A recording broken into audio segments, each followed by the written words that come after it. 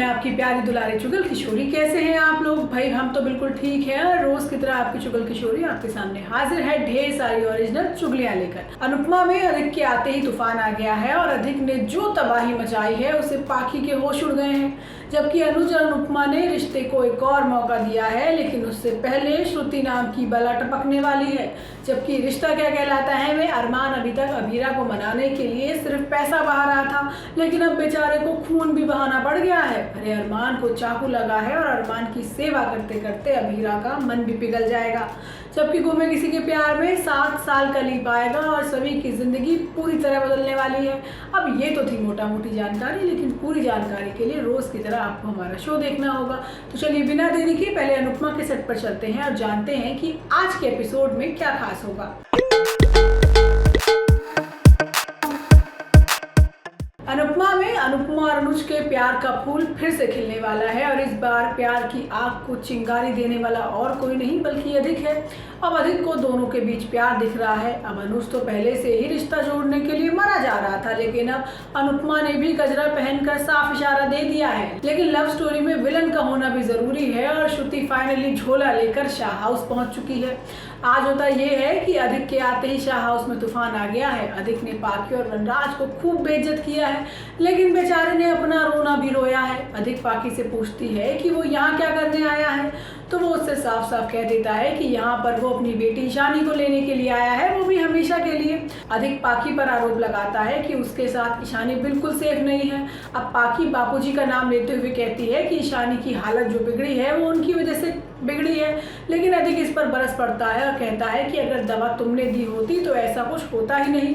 और वनराज अधिक को तेवर दिखाता है कि ईशानी कहीं नहीं जाएगी, लेकिन अधिक कहता है कि आप तो अपने पोते अंश के बिना एक दिन नहीं रह सकते, तो सोचिए मैं अपनी बेटी के बिना कैसे रहूं।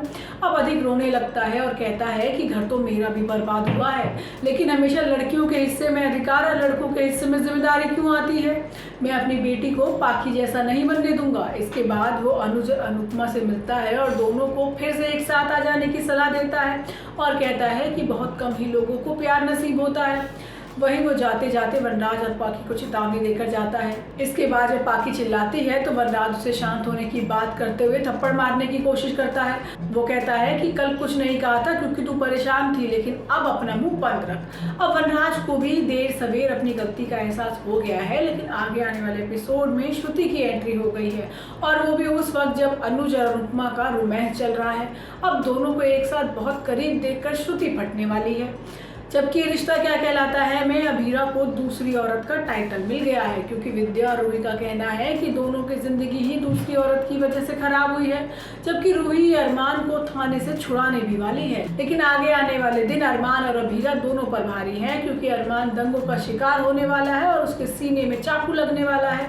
लेकिन आज होता ये है कि सभी बच्चों को सर्टिफिकेट मिल जाता है सिवाय अभीरा के। अब संजय जानबूझकर प्रिंसिपल से कहता है कि एक लड़की के सर्टिफिकेट के लिए क्या रुकना, लेकिन तभी अभीरा का सर्टिफिकेट भी आ जाता है और प्रिंसिपल बताती है कि एक खास सर्टिफिकेट अरमान पोदार ने भेजा है।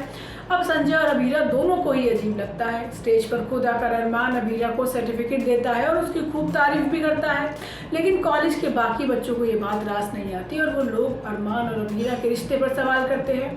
बाकी बच्चे कहते हैं कि अभीरा ने पैसों के लिए अरमान से शादी की और फिर अरमान ने उसे घर से निकाल दिया। अब ऐसी बातें अभीरा को बुरी लगती हैं और अरमान भी सब बच्चों को डांट देता है। वो कहता है कि ये हमारी पर्सनल बातें हैं, लेकिन अभीरा कहती है कि पर्सनल बात है तो सबके सामने तमाशा क्यों बनाया।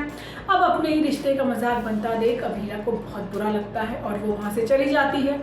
लेकिन वहीं मौजूद संजय वीडियो कॉल के जरिए सारा मसाला दादीसा और बाकी लोगों तक पहुंचा देता है और कहता है कि आपका पोता प्यार में रोमियो बन गया है और उसे घर की इज्जत की कोई परवाह नहीं।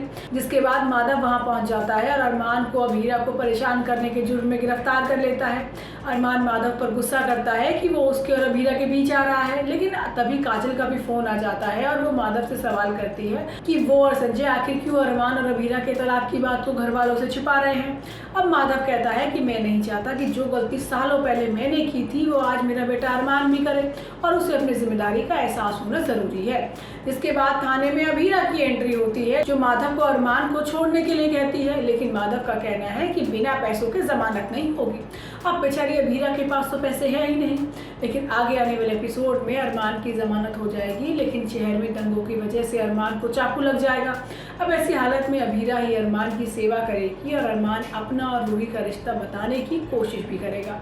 जबकि गुमे किसी के प्यार की कहानी पूरी तरह से पलटने वाली है और आपको कुछ नया देखने को मिलने वाला है। अब सीरियल का नया प्रोमो आया है। इस प्रोमो में सभी एक स्कूल की टीचर के रूप में दिखाई दे रही है। आप देख सकते हैं कि सभी स्कूल में एक बच्ची का ध्यान रखती है, जिसे लेने के लिए उसके पापा लेट आते हैं। अब ये कोई और नहीं बल्कि हितेश भारद्वाज होंगे। आगे आपको देखने को मिलेगा कि सभी छोटी बच्ची के पिता से कहती है कि अपनी बेटी को लेने आना आपका पहला काम होना चाहिए। इस पर सभी को जवाब मिलता है कि तुम मेरी बच्चे की टीचर हो तो माँ बनने की कोशिश मत करो। अब ये सुनकर सभी चुप हो जाती है, लेकिन हम आपको बता दें कि शो में सभी का लुक पूरी तरीके से बदलने वाला है और अब नई कहानी आपका इंतजार कर रही है। तो दोस्तों, ये तो थी आज के तीनों सीरियल की पूरी जानकारी। आपको हमारा शो कैसा लगा हमें लाइक कमेंट करके जरूर बताइएगा, और अगर आपने हमारे चैनल को सब्सक्राइब नहीं किया है तो यहाँ से वो भी कर लीजिएगा। हम आपसे फिर मिलने आएंगे इसी समय पर नई जानकारी के साथ। राम राम।